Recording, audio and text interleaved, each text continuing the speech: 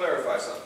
I'm not here to try to replicate the ceasefire in Minneapolis. We were invited here to basically give you some insight to what works for us. Now, you take it for what it's worth. If you're Minneapolis, you do what you want with it. You tweak it, you do what you. I'm not here telling you what to do. So please don't misunderstand. The second thing, I come from Chicago. With all due respect, I come from Chicago. All right, so we know with Dr. King, when he walked on the south side of Marquette, he was more terrified there than being any day on the south, in the south. Am I right? That's it, man. All right, so I know about racism and I about Chicago racism. And by the way, we don't get $1 from the city. We have this guy called King Richard Davis. You ever heard of that name? Yeah. We don't get a dime from him. We get all our funding from private foundations, some federal funding, and some state funding and whatnot. So, again, I can't speak to the intricacies about the racism here. I can tell you a little bit about Chicago's racism and the problem that I'm having when I'm driving home and I see 30, 40 young black men on the corner at 11 o'clock in the morning, how that breaks my heart when I know in other communities you want to have them or people of other races hanging on the corner at 11 o'clock, but they all work. Do you have the support of Mayor Bailey and them in Chicago? Verbally, we have the support. Financially, we don't get a dime. Yeah, we talk about verbally or financially. So I'm just saying where you at, where you're dealing at here. You're dealing at with you picking who you going. They're picking who they want to do the outreach work, and the ones they're picking is like what Spike said. Are not out there like you said 3 or 4 in the morning. I love your notion. Yeah, get out there when it's happening. So I'm just going to follow up on that. Go ahead, John. Okay, I'm sorry. There's a car blocked in, and somebody with a cream car is blocking somebody else in. A cream Lincoln. I know it ain't mine. Can't afford no cream Lincoln. Yes. Can I? Since I got the mic, can I just? Mr. English, I'll get to you. Again, my name is Johnny Turnipseed, and I have indirectly worked with gangs all my life. And and I usually don't come to these meetings because somebody's gonna be mad at somebody's gonna say something bad about somebody. You understand? I'm not one of them brothers that let people talk to me crazy, so I stay away from these meetings. But I know in my heart, I know I can find brothers that will say I've helped them and try to help them get out of the gangs, and that's what we need to be doing. You understand? I'm gonna say a word that shouldn't be said in here. Damn if the city don't do nothing. You understand? I can do something. I don't have to have someone's permission to reach out to a young man and say, man, you want to get out of that gang? Come on, I'll take you to that job interview. You understand? I don't have to. I love that you guys are doing something. Everybody should be doing something. I don't hate on nobody. I'm glad. Them brothers that left here, they all work in gang intervention. They all of them do. I know them all. You understand? There's some people in here with some good hearts. But you don't have to wait on nobody to do nothing. You understand? You don't have to wait on nobody to open the door even. You understand? But we do need help. And our city officials, they have to do something because they are part of who we are. Mr. English? A couple things I wanted to say. First of all, there was a lot of truth told by people that left the room. And sometimes that needs to be said.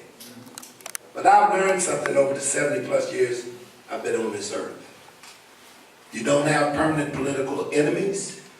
You don't have permanent political friends. You only have permanent political interest. It is in our interest to stop this killing.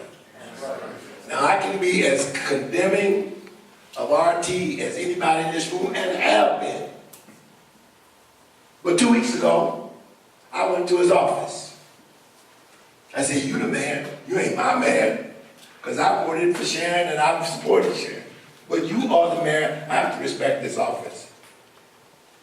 What are you prepared to do to change what you've been doing? Because what you've been doing ain't working. Now, it is clear to me that they invited a lot of people to come here today.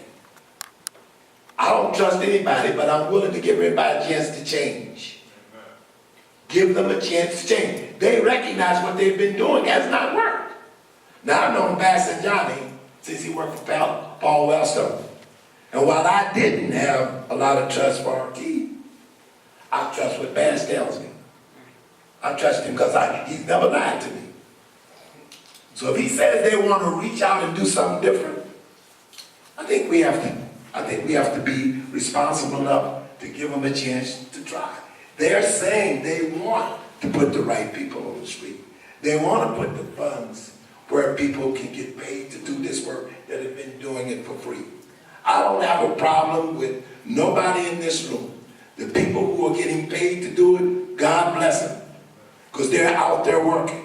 The people who have not been paid, we all know they should have been paid. If the money had been put where it should have been, we may not have had the level of violence that's increased. Amen. I also know that some people didn't. Some people took credit for work that was done that didn't deserve all the credit. And some people who did some work got no credit in the paper. That has to change. And that was my conversation with the man. You need to change giving all of the credit to the police. The police didn't do all the work. And PJ will tell you, man, guys didn't do all the work. There were people out there doing the work, but you can't uplift some and don't recognize others without creating this tension. We've allowed them to create tension in our community. That's stupid, if not insipid. I don't have any differences, but I say this to this group. I came because I care. I came because I once made this statement when I worked for Control Data. And I worked from 32 years, 17 as a VP. And I said, one day they said, you know, you got to go to Mississippi to work. This was in the 70s. I did not want to go to Mississippi, but I liked the money. So I said, if that's where I got to go to earn my living, that's where I will go. Thank God somebody intervened and decided I would do better here and I didn't have to go. The point I made by that statement is this. We got to be prepared to go the full road. This is a journey, not a destination. We can't hold old grudges without giving new people a chance. Amen. We can't live in the past. We got to say, are you willing to go forward? Now, we're going to know whether they're truth telling or lying real quick. Okay? We're going to know that. So I urge, if I could do anything to reach out to get to the brothers who left, I would say, let's give them a chance. We know you're doing the work. We can validate that. We know you wrote proposals. We know you had this dream 15 years ago. We know you convened the summit. We know you kept people from getting killed. And if they don't know it, we're there to tell them. And we need to tell them they need to engage those very people who left the room as well as the people in this room.